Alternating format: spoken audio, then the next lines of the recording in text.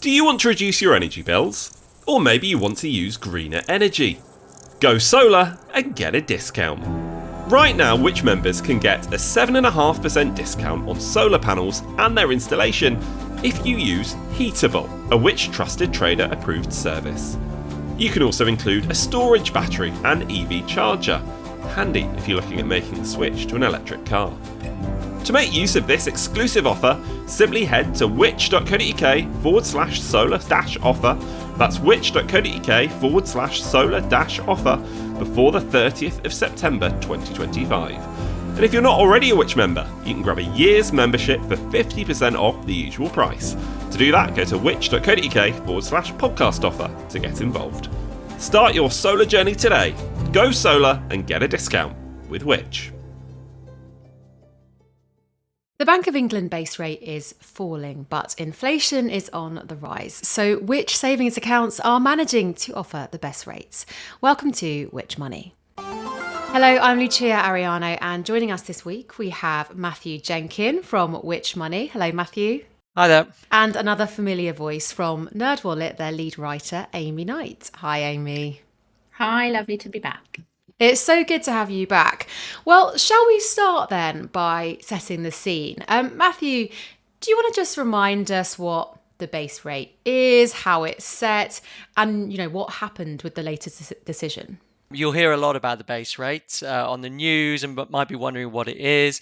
Well, to sort of in a nutshell and why it matters to savers, the Bank of England sets the base rate every few months.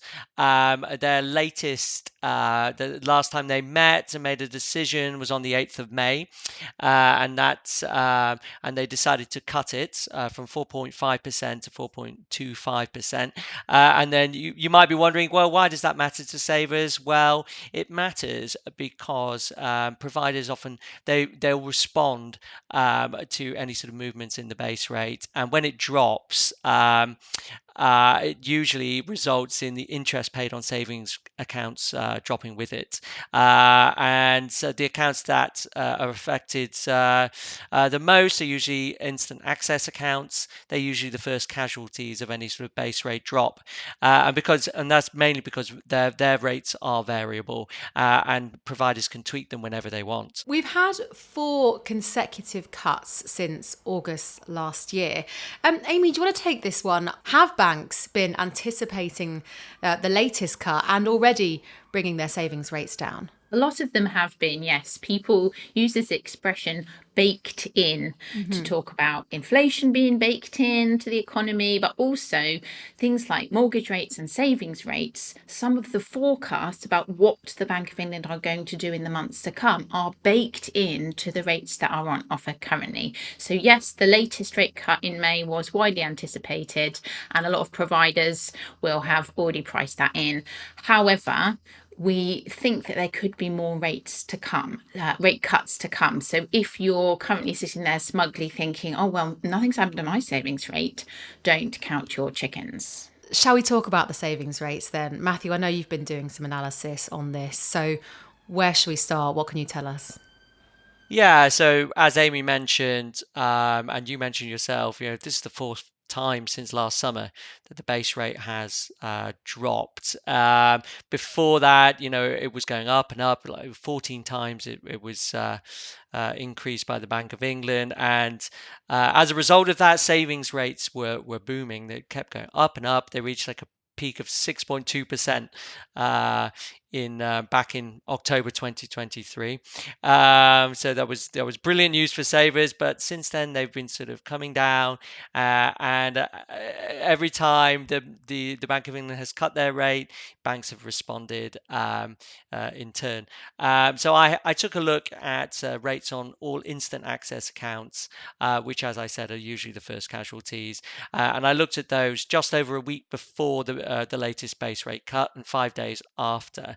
And interestingly, they weren't dropping as fast as previously. When I've done analysis back in November, we saw it was a 19% of accounts, of those instant access accounts, cutting rates. This time, I found just 7% had dropped their rates within that sort of time period. It's not a huge proportion, but most of the cuts actually came from smaller banks and building societies that had market-leading rates. And in some cases, the reductions were significant. Interest rates on account by Chip, who have been the market leaders, fell by more than 1 percentage point. So they sort of tumbled down the rates table. Of course, things might change, and they may have changed since. More banks might have responded. I did this analysis a couple of weeks back. So the main message here is that, as Amy said, if you haven't already switched to a deal with a higher rate, now's a really good time to start looking at your options and move. And with only 7% cutting so far from your analysis, do you expect that other banks will soon follow? Yeah, absolutely. I mean, I think as I said, there's a lot else going on in the market apart from the base rate. So it could be for various reasons why they've decided not to respond as quickly as before. But I think it's unlikely that rates are going to go up. They're more likely they might stay steady for a while and then start to come down. I mean, when I've looked at I can't remember the figure just off the top of my head, but I was looking at the average rates from comparing April to May, they were dropping. So it's not, there might be a few ups and downs, but I think the general direction is down, unfortunately. And speaking about these other things that might be affecting savings rates, shall we bring back inflation into the equation? Amy, shall we just start by, talking about why this is important for savers? Yeah, I think maybe the first thing is just to explain what the relationship is between money that you deposit in a bank and money that's then lent out by that bank to somebody else, because this is where interest rates on borrowing and interest rates on savings are really tied together. So it is the same money. When you put savings into a bank, the bank is able to use that money that you've entrusted them with to lend somebody else, whether that's a loan or a mortgage. So when the base rate comes down and they can't charge as much interest to the borrower, that means they can't pay as much interest to the saver. Now, what's happening with inflation? We've obviously been grumbling about the cost of living for years now, but essentially money that you keep as cash, so if it's not earning any interest at all, inflation is nibbling away at the value of that money. So as the price of stuff that you want to buy goes up, if your money's not growing at the same rate, your spending power is going down, and the things that you want and need are going to get less affordable. So just to put that into actual monetary terms, if you had £1,000, the amount of stuff that would buy today, inflation, the latest ONS figures came out on the 21st of May, and we hit 3.5% inflation. So that means in a year's time, the same stuff is going to cost £1,035. So that just highlights how inflation is sapping away at your spending power, and that's why it's really important to beat inflation. I remember when I was young, my dad would always go on about, oh, are you beating inflation? Have you got your savings somewhere that's beating inflation? I couldn't really get my head around what he meant, and I wasn't really engaged in it at that time, and now I'm obsessed. Literally, I'm looking at all my different savings pots, making sure that any money that I'm not going to need instant access to is at least getting more than that 3.5%, so that it's growing and it's just staying ahead of CPI. And can we bring in then the base rate and how that's linked to inflation?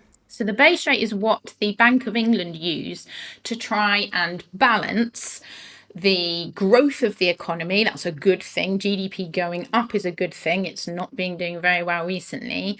And inflation. Now, we tend to talk about inflation purely in negative terms. Actually, you don't want it to go to zero. That's why the Bank of England has this 2% target. 2% CPI, that's consumer price inflation. You say that the economy is ticking along nicely. And it's when the inflation rate gets a lot higher than that. So currently we're edging dangerously in the direction of 4%. That's when it feels really uncomfortable, because households and individuals struggle then to keep up with the rate that those prices are rising. So the Bank of England uses the base rate as a tool. It says, okay, if we put interest rates up higher, that's going to cool down demand. People will stop spending as much, and that will bring inflation down a bit. And then they can do the opposite. If they really want to get economic growth going, they can bring interest rates down, and hopefully that makes us feel like we've got a bit more money in our pockets. We go out and spend it, and that helps boost the economy. So in today's case then, the base rate has gone down, but inflation has gone up. Is that a surprise? The fact that the inflation rate went up more than expected was a surprise. I don't think anybody thought that inflation was going to go down, because we had an absolute whopper of an April in terms of loads of high household bills going up all at the same time. So I probably don't need to give you the whole list, but some of the big ones were energy bills, water bills, council tax, and then lots of smaller ones as well, like broadband and mobile phone bills. At the same time, we had national living wage and minimum wage going up, and the national insurance contributions for employers also went up in April. So it was an unusually high month, and that's why I think the Bank of England still felt able to cut. They knew there was going to be a bit of an April spike, but it's not like inflation is expected to do that every month for the rest of this year. So hopefully some good news at least. So before we dive into the depths of different types of savings accounts and which one is right for you, shall we just cover in a nutshell, Matthew, can you actually beat inflation with some of the accounts on the market right now? Yeah, it's a good question. The good news is that yes, the majority of savings accounts on the market do offer rates higher than 3.5%. But because of that spike that we saw in April, there are less savings accounts that can beat it. So the number of savings accounts that can beat inflation has dropped. It was more than 80% back in the previous month, and now that's dropped down to 70% of all products. And that includes instant access, variable rate deals, fixed rate bonds, and ISAs. So yeah, there are less. But again, as Amy said, we're not expecting inflation necessarily to stay at that figure. It could drop next month.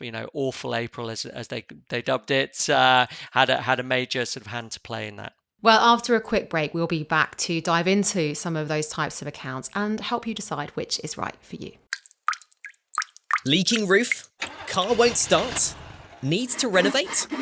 Here's what to look for when getting a trader to help. A recognised endorsement, where expert assessors set the bar high. Genuine customer reviews, so you don't get duped by cowboy fakers. A clear code of conduct to give you an extra layer of security. A robust complaints policy, so you can resolve disputes fairly. And the Which Trusted Trader badge that says, choose me with confidence. You can trust Which to help you find the right traders for the job. We run thorough checks on traders, put them through in-depth assessments, then we give them the actions to make improvements and only endorse them when they've actioned them and made the grade. So, to choose with confidence, head to which.co.uk/traders or search for Which Trusted Traders.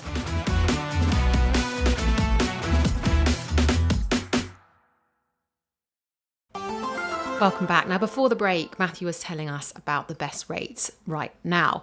But often with so little difference between instant access and longer term rates, How can our listeners decide how long they should lock up their cash for? So if you're thinking about, if you're sort of sitting on the fence thinking, oh, shall I, instant access rates, they tend to be a bit higher compared to 1 year fix or longer, then you've got to bear in mind that when you fix, you're locking into a rate that's going to stay the same for the period of your of the account. So if it's 1 year, it's going to stay at that rate. It's not going to change, unlike an instant access account, which, as we've mentioned, is variable and can go up or down. And at the moment, it looks like the direction is obviously down. So you might be taking opening an account with a slightly lower rate. However, it's going to stay the same, and by the time you get to next year, that instant access rate that you had your savings in could be a lot lower. So in the long run, your returns are likely to be much bigger with a fixed account. And what about some of the other kind of nitty gritty details that we might have to consider? Stuff that would be in the terms and conditions, things like deposits or, monthly minimum deposits. Sure. I mean, with a fixed account, though, you've only got like usually a 2 week window from opening in order to sort of fund that account. So you've got to be sure that once that money is locked away, that you're not going to need it in an emergency. So you might want to have a proportion, an emergency savings fund with an instant access account, and then put a big lump sum in a fixed. Uh, you know, and then you've got to think about how long you want to fix it for. How long are you prepared to lock that money away? If you put it in an account lasting 2 to 5 years, you could actually be better off. Because then fixing for 12 months, because after your 12-month account has matured, or the term has ended, you might think, well, I'm going to fix for another year, but by that point, you might be settling for a much lower rate when it's time to reinvest that money. So it's all going to depend on your circumstances. And are there any regular savings accounts that are attached to current accounts that you would like to shout out? Are any of those, offering these top percentages? Yeah, I think the important thing to know is that regular savers they do function in a different way to an instant access. So some, as you mentioned, do require a current account with the same provider, and unlike fixed bonds or instant access accounts, which allow you to deposit a lump sum, you're going to be much more restricted on the amount you can pay into a regular saver. Typically between 250 and 500 pounds. So there are people who maybe they're suitable for people who don't necessarily have a massive amount of money that they want to invest. They're just starting out saving, and you just want to sort of drip feed that account. Sometimes they also only apply that rate. The rate that you get also only applies for a limited time, often about 12 months. And you don't take that headline rate at face value. I'm going to tell you some of the headline rates, and you might think, wow, that's really impressive, but you might actually find you might be disappointed to find your actual returns are much lower, and that's because of the way regular savers work in practice. They place a limit on how much, because they place a limit on how much you pay in each month. You'll only earn interest on relatively small sums of money for most of the year. But if we want to look at some of the top rates, for example, at the moment, Principality Building Society has a 6-month regular saver, and that's offering a rate of 7.5%. First Direct also has a top rate of 7%, and so does the Cooperative Bank. So they're pretty impressive, but as I say, the way that these accounts work in practice means you're not going to get quite as much as if you were putting your money into an instant access or a fixed account paying the same rate. And 7%, I mean, that sounds quite attractive to me. So in my instance, then, I feel like many of our listeners could be in this position. You don't already bank with one of those banks. You don't have a current account with one of those. So Could it be worth switching your current account or opening a current account with one of those just to get the regular saver? Potentially it could be. If you've been a little bit disappointed with your bank anyway, perhaps you're not finding the mobile banking experience as good as you were hoping. Maybe your bank is one of the ones that's suffered an outage in recent months that caused you a lot of inconvenience. So you're already thinking of leaving them. Well, this could be the thing that sort of tips you over the edge if you get this amazing 7% savings rate at the same time, then yeah, why not? And switching using the current account switching service should take roughly a week, and it's actually quite painless. Something we've talked about quite a lot with all of the switching bonuses that we've seen over the years. And we haven't talked about ISAs too much just yet. So let's bring them in now. Matthew, are they worth considering too, given, of course, the tax-free allowance? Yeah, I mean that's the main draw to an ISA. You can save up to £20,000 a year tax free, and very often the rates are equally attractive. You've got a range of options. You've got instant access, and you also have fixed term accounts. So quite similar sort of options. And again, the main attraction is being able to save £20,000 without paying a penny to the tax man. So if you have a large sum of money, they're definitely an attractive option, and you could have a cash ISA where you can save up to 20 grand, and then mix and match, have another fixed term account or an instant access. So there's no reason why you can't do that. And one of the dangers at the moment with higher rates, especially if you're opening a fixed term account paying an attractive rate or an instant access savings account, is the fact that you could end up being liable for a tax bill at the end of the tax year. So you've got to tread carefully. I'm a really big fan of the mix and match option. I think everybody needs a little bit of money that they can access instantly. The example I like to give is, if wherever it is you've got to drive to later today or tomorrow, you hit a pothole, all of a sudden you've got to replace a tyre. If you've not got any spare money, if your budget is so tight that your outgoings are, carefully calculated to make it to the end of the month, that's where your emergency fund is really going to come in handy. Then you've got your easy access stuff where perhaps you don't need the money instantly, but you're not prepared to take any risks with it, so you don't want to put it in the stock market, for example. Then it's somewhere, and that's where you might keep your sort of 3 to 6 months worth of, if I lost my job, how do I cover my bills pot of money. And then you've got your longer term savings goals, and that's where something like a fixed term account or an ISA that might be invested in stocks and shares works really nicely. I like that mix and match idea a lot. And there has been a lot of talk about whether or not the Chancellor will drastically cut this tax allowance for ISAs that we've been talking about. Amy, has there been any updates there?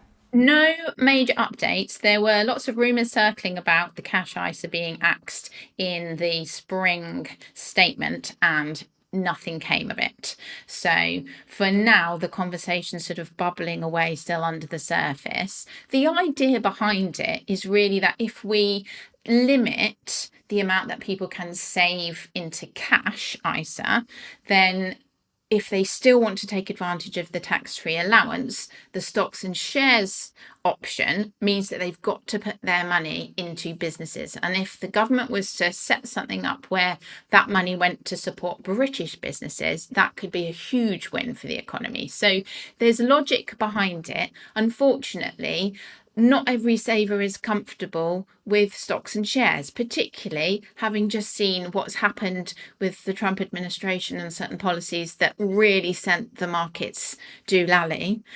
People want the option, they want the choice to be able to put their money into cash savings because they know that it's not at risk. So there's some mixed feelings about whether putting a limit on cash ISA savings is fair, reasonable, and if the government does decide to do that, there's going to need to be lots of clear communication, reassurance for people about how it's going to make them better off, not just make the government better off. And speaking about, the different types of savings goals you might have, the longer term goals, shall we bring in savings platforms quickly, Matthew? I know it's something you've been looking into. Are they something that's worth considering? Yeah, definitely. So you've got platforms such as Raisin, Hargreaves Lansdown, and the idea behind them is that they help you source market-leading savings accounts. They do some of the shopping around for you.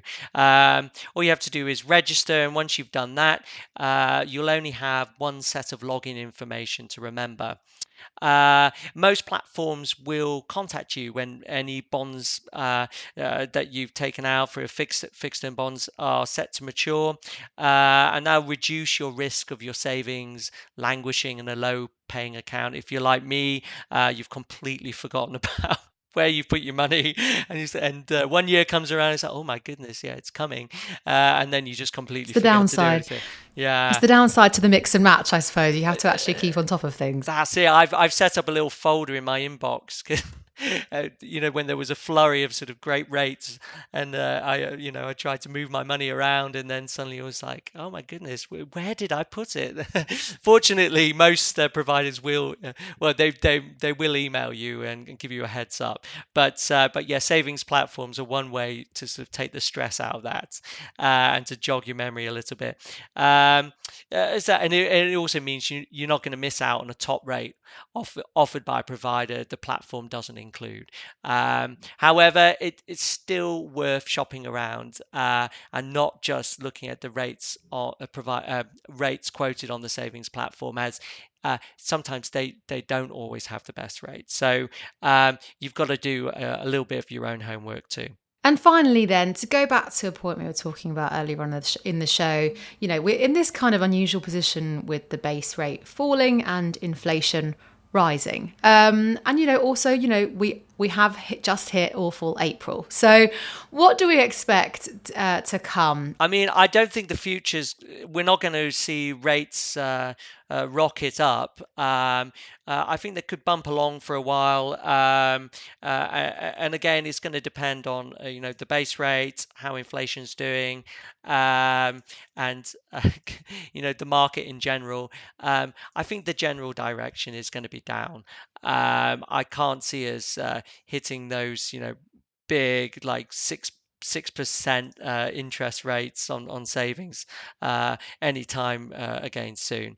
But I mean, it's worth adding that, uh, if you do look at sort of the general direction and the trajectory, it's not as severe as some might have expected. So it's not it is sort of coasting along, and rates are still very attractive. So it's not all doom and gloom, but I don't think we're going to be seeing another savings boom like we did in the last few years. And Amy, is there anything that you'd add to that? Just that I feel very sorry for the 9 people who are part of the Monetary Policy Committee, because what an awful decision they have got to make on the 19th of June. They're in a really difficult situation. They've got a lot of unknown quantities floating around, not just domestically with our inflation, our services inflation. That's predominantly industries that employ a lot of people, so retail, hospitality, those types of companies where they need lots of staff, and therefore wages are a huge cost burden for them. So they've been hit with minimum wage increases, they've been hit with higher national insurance contributions, and that's why the services part of the inflation figure is one of the things that just won't come down. At the same time, we've got the stuff that's going on with President Trump, negotiations with China, our own negotiations with the EU. We've got political negotiations happening between Russia and Ukraine. will they, won't they strike a peace deal, and how might that affect the energy markets? So all of this stuff is floating around. Ultimately, the aim of the game is still the same. So the Bank of England does want to bring the interest rate down because it wants people to feel they've got more money to spend. And when I say people, I mean you and me, but also businesses who could invest, and that would help to drive economic growth. Well, thank you both for joining us today. It's been great to have you on the show. Thank you. Thanks very much. Thanks for listening to this podcast from Which, the UK's consumer champion. You can find plenty more advice about what we discussed today in the show notes.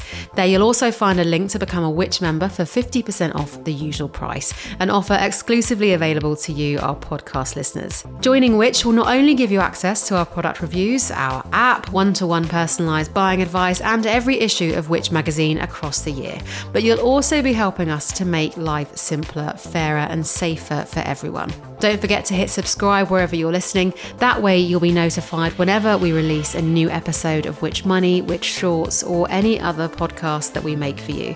And if you want to get in touch with us, then follow us on social media at Which UK or drop us an email to podcast@which.co.uk. See you next time.